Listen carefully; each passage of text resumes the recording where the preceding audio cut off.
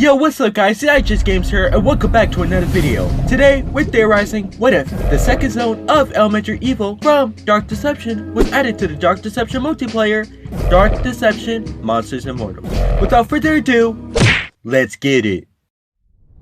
I know. I was supposed to do a Monsters and Mortals X Five Nights at Freddy's video, but it's going to be a mean while till I can get that out. So I put out a poll asking y'all what small what if Monsters and Mortals concept video do you want me to do in the meantime, and Elementary Evil Zone 2 in Monsters and Mortals was the winner. So let's not delay and get to talking about this might be added future level. So we all know how Dark Deception Monsters and Mortals levels work, right? We have the level itself, trap time, and boss time for the level. Well, first, let's talk about the level itself, the second zone of Elementary Evil. It's the second half of the school, but rather than looking normal, it's filled with the burns and charred remains of what used to be there, scattered all over the halls, flames that light up the hallways, and classrooms, which not only had desks and papers flying about, but trapped the souls of victims who Agatha decided to play with a little too roughly, trying desperately to claw their way out. With all this info, we can plan how this level might look and work out.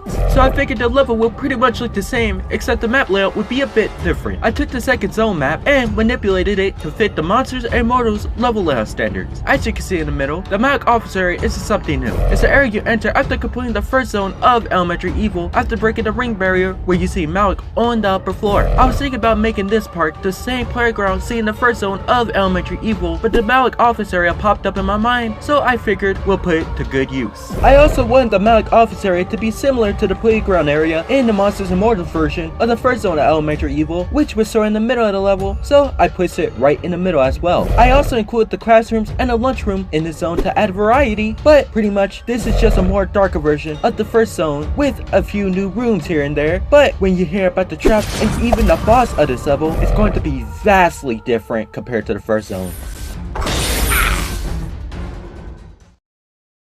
The traps I chose for this level is the fire pits seen throughout the level. You might have noticed on this map that I never listed where the traps are going to be. I figured since it's fire, it'll spawn in different areas randomly. The fire pit sort of works like the bananas in the Monsters and Mortals version of the monkey business level. They can be diminished if attacked, but in this case, it takes 2 heavy hits from anyone to diminish the fire instead of usual one for the bananas. It's because the gust of wind coming for your attack dims the fire, so you'll need 2 hits or gusts from those hits to put it out. And also, instead of stunning you like the bananas did if you ran into them, these fire pits cause fire damage for a brief moment, so yeah, watch out for them or you'll have to stop, drop, and roll. Oh wait, you can't do that. Just watch out for the dang things.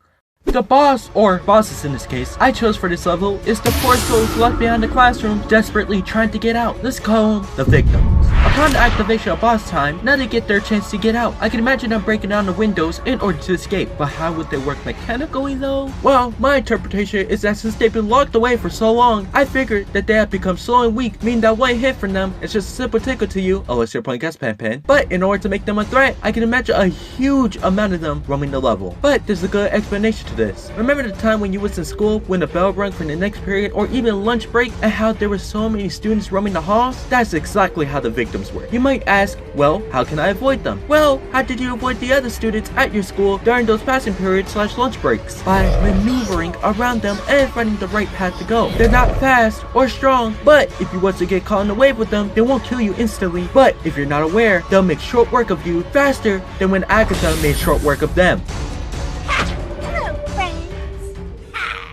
Oh shit, that's kinda fucked. Yo Vince, if you're watching, since you don't have any giant major DLCs for Monsters and Mortals coming up, now would be a good time to add a level like this. We need more level representation for us Dark Deception fans, and maybe I just really want to see the victims do something else besides claw some windows.